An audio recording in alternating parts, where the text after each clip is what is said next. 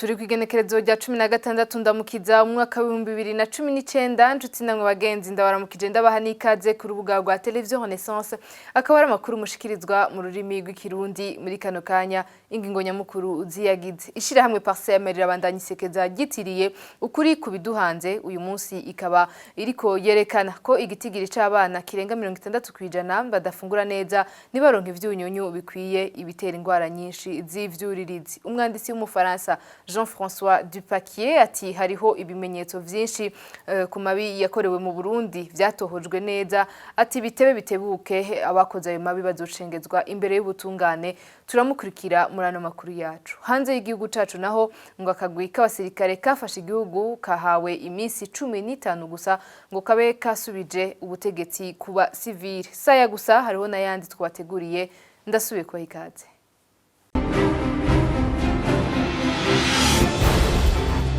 Dutangurira no makuru yacu mu bijanye n'amagara y'abantu bitigire bingana hafi ibice 60% vy'abana bafungura nabi mu Burundi hakiyongera ko kutaronka ivyunyunyu bikwiye ibihagaritse umutima ishira hamwe Parsem mwisekeza gitiriye ukuri kubiduhanze iryo shira hamwe Parsem rirekana ingene ukudafungura neza bizana ingwara nyinshi z'ivyuririzi bigatuma n'umwimbu mu muryango uba muke kugira ibintu bihinduke. Faustin Ndikumana arongoye Parsem arasaba abafata ingingo gufata ico kibazo mu minwe aho kugenda baravuga ko ibintu bimeze neza mu gihugu c'u Burundi. Dufatire ku bana burya umwana ni wakwereka ubushobozi igihugu abantu bakuze abafise mu kugira ashobore kubaho neza. Uravye rero yabo unugeze ko ateye ubwoba kuko maze gufata kubona yuko hafi abana 60% kuba 58 bari kwijana b'abarundi bafungura nabi malnutrition chronique haico bita anemie byo kura amaraso hagati y'abana hagati ya imyaka 5 kuva 12 base nka 9 mois hagati musi imyaka 5 45% sufra anemie normal isege ari 5%. Igipimo c'inzara cerekana mu Burundi ko ari cyambere muri Afrika 40% hafi imbere mu kwisi yose. Ingaruka rero ubwa mbere ho zibonekera he kubana kubijanye n'ubwenge. Ejo bundi baratweretse cerveau y'umwana afungura neza na cerveau y'umwana adafungura neza. Umwana afungura neza usanga umengo imitsi yo muri cerveau umengo n'amarezo afatanye neza. Udafungura baratwisanga umenga amarezo yaracikaguritse. Cognitive oni ubwenge kwiga kumenya ubwenge physique gukura hari abana ari n'amari naka 10 ninga ubona atarashikira n'igihagararo kira muze murakwira mu gihugu guheba amashuri complètement iyabando scolaire ivyo birigaragaza aho bagize imana bagati pamu iratangirije kujya niho bandanya biga kandi babitangwa niyo pamu nyene si igihugu c'u Burundi sitwe tubitanga utibagire problème de santé publique rutavana ko ingwara zazi nziza kubera imibiri yashobora kwigwanira neza malaria nyinshi wazitavana ko gusiba gukora kurima ukaja mu mihana mu gihugu asanga abantu nimirambikanga twere kitubabazara ngaha nuko ubona yabafije gufata ingingo sikari mu za politike ibintu vyifashe neza ibintu bimeze neza ibizwi neza ibiharo n'ingingo n'amaindicateurs ngena bameze bakabipfukira nta guhangana n'ivyo bibazo tukavyemanga ikibazo twasharimente umuntu wese ashaka kurongora Burundi amenye ko iki kibazo kimuhanga azacemange agifatire ingingo zikwiye nkuko twayivuze mu ngingo nyamukuru zigize n'amakuru yacu ngo abantu bakoze amabi mu Burundi bitebe bitebuke bazoshengezwa mu butungane kubera hari bimenyetso bitabesha byamaze gutohozwa neza bivugwa n'umuhinga w'umwanditsi Jean-François Dupaquier ivyo navyo ngo ni guhamagarira abantu mu bwicanyi guhamagarira abantu gufata ku nguvu abakenyezi n'abigeme bari mu batavuga rumwe n'ubutegetsi tumukurikire.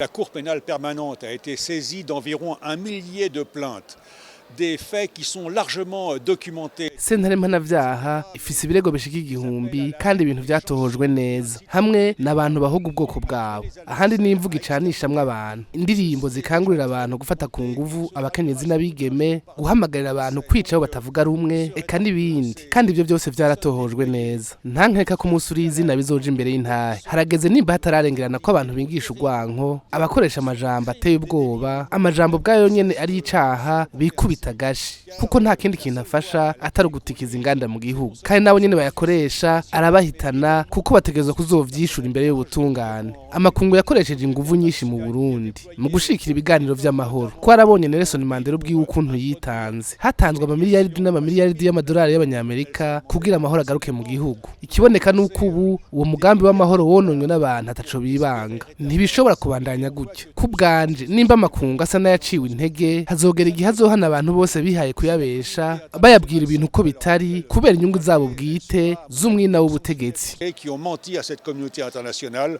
pour des buts purement personnels de gestion du pouvoir. nayo mu bijanye n'umutekano inyifato iteye kubiri n'imico n'imigenzo y'abarundi gukoresha impapuro za magendo eka no kwiba biciye mu nyigisho ivyo nivyo vyatumye leta y'u Burundi ifata ingingo yo kwirukana umuvuga butumwa w'umunyarwanda Modeste Kayihura kudasubira kuba mu gihugu c'u Burundi ibi bikaba vyashikirijwe na Petero Nkurikiye avugira ipolisi c'u Burundi mu kiganiro yahaye abamenyesha makuru. Abantu batatu b'abanyarwanda igipolisi cy'u Burundi cyafashe ingingo yo kwirukana muri kino gihugu bivanye n'inyifato yabo n'ukungene bahabaye bitisunze amategeko. Uwa mbere muri abo n'uwitwa Kayihura Modeste ngo zitumye asubizwa mu gihugu cy'u Rwanda. Imvo ya mbere nuko afise inyifato iteye kubiri n'imico n'imigenzo y'abarundi kuko igipolisi cararonse waje kwitwara amwagiriza yuko yoba yigenjeje nabi mu bintu by'ubushurashuzi hanyuma igipolisi kirakora amatohoza kirasanga koko iyo nyifato mbi uyu muntu ayifise hanyuma ikindi gitumye uyu muntu yirukanwa nuko igipolisi kiriko kirakora ayo matohoza ya mbere kuri ivyo by'abakirisu biwe abakirisu biwe bidoga cyane cyane bo badasangiye igitsina yuko yigenza nabi kuri bo igipolisi kiriko kirimbika amatohoza yacu casanze ahubwo hari n'ibindi byaha n'andi makosa ahambaye uyu muntu yagize uko casanze akoresha n'impapuro za magendo bisanzwe yarivye ubwene gihugu bw'igihugu c'u Burundi umuntu agira kabiri umufasoni agira kabiri nawe nyene bajana n'uyu akaba nawe nyene yaje ngaha mu Burundi arondera karanga muntu ya magendo aca ayikoresha kugira ngo arondere urupapuro passport akaba yafashwe agiye kurondera iyo passport nawe nyene araheza acasubizwa inyuma wa nyuma rero agira gatatu nawe ari mu igipolisi cyafashe ingingo yo gusubiza iwabo nise w'uyu mupasitor w'uyu yita ko ari umuvugabutumwa kuko nawe nyene biboneka yuko atera mu bijanye n'amategeko. Modeste Kayihura akaba yirukanywe mu gihugu c'u Burundi ari kumwe n'abandi banyarwanda babiri mu bijanye n'umubano inyuma y'umuryango w'ababanda nawo uheruka kwemerwa n'amategeko ku munsi wa mbere igitega harakozwe inama kuri kahise k'uwo muryango iyo nama ikaba yarirongowe n'umwigisha muri kaminuza Denis Bukuru ubuserukira uwo muryango Dewo Nkunguka akaba yavuze ko iyo nama akara kajyo ko gukoranya abaryango kumenyana no gukomeza ubucuti. Dutandukire amakuru yacu mu bijanye n'imigenderanire hagati y'igihugu c'u Burundi n'ibindi bihugu. Igihugu c'u Burundi n'Ubushinwa ngo bifitaniye imigenderanire myiza. Iyo migenderanire ikaba ishingiye ku rudandazwa hamwe n'izindi ngabire Ubushinwa buzaburaha Uburundi mu bisata bitari bike vy'igihugu. Amasezerano nayo yo gufashanya akaba yemejwe kwigenekezo rya 6 ruheshi umwaka w'igihumbi kimwe amajana 1972. Ivyo vyamenyeshejwe na Pascal Nyabenda arongoye inama nshingamateka mwijambo ryo guha ikaze icegera c'uburongo inama nshingamateka y'Ubushinwa ariko agendera Uburundi. Tumukurikire. Monsieur le vice-président du comité de l'Assemblée populaire nationale de Chine. Kuba muri hano mu Burundi mwebwe cegera c'urongoye inama nshingamateka mu gihugu c'Ubushinwa si bisanzwe namba kubera Uburundi n'Ubushinwa bifitaniye imigenderanire idasanzwe mu bisata byose.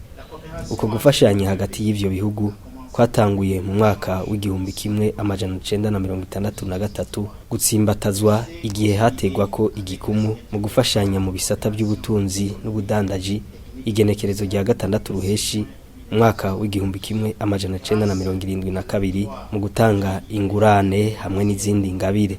Ubushinwa bwarafashije mu migambi myinshi nko mu gisata c'uburimyi, umuyaga nkuba, indero, amagara y'abantu mu bikorwa bya leta hamwe no mu gisata cyo kwivuna abansi. Ugufashanya rero ku Burundi n'Ubushinwa kurashimishije. Ivyo bihugu rero birafashanya ku rwego mpuzamakungu nko mu gisata ca ONU ku buryo Ubushinwa cabaye igihugu kimwe cyashoboye kuvugira Burundi mu bihe bibi buhitiyemwo.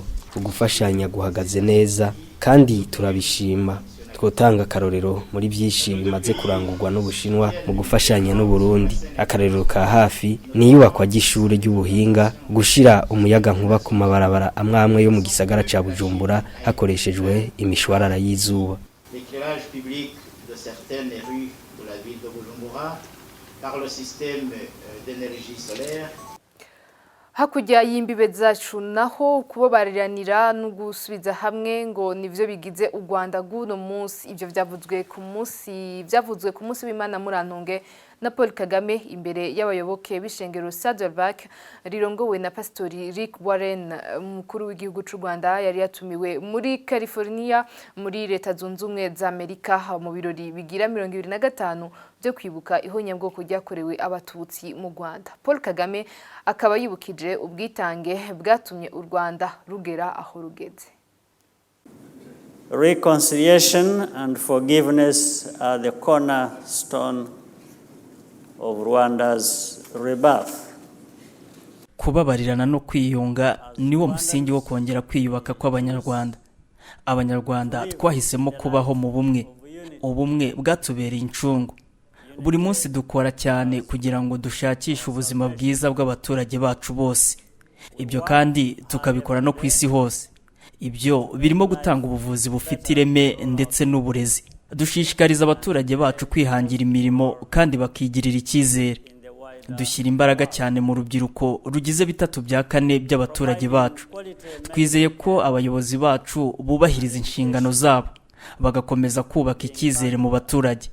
Nibyo urugendo ruracyari rurerure ariko dufite icyizere cy'ejo hazaza kandi turashimira inshuti n'abafatanyabikorwa bacu badufasha muri urwo rugendo.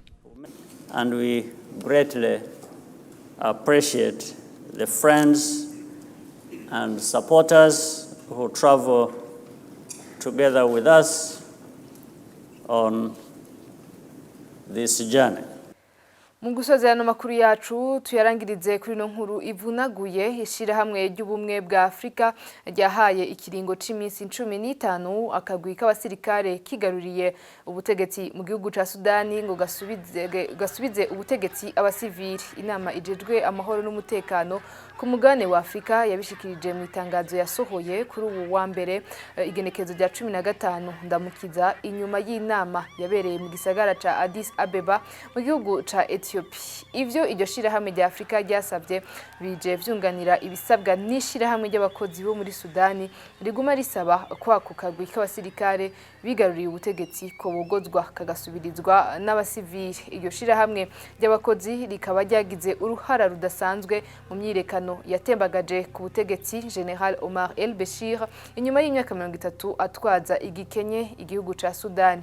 Ishirahamwe ry'ibihugu vya Afrika ngo rishobora no gufatira ibihano abantu ku giti cabo ribonye ko babaye intambamyi yo gusubiza igihugu ku murongo baravye ivyo ibwirizwa nshingiro ritegekanya. Ni kuri no nkuru yivunaguye dusozere ko ana makuru yacu turabashimiye ko namwadukurikiye naho ubutaha.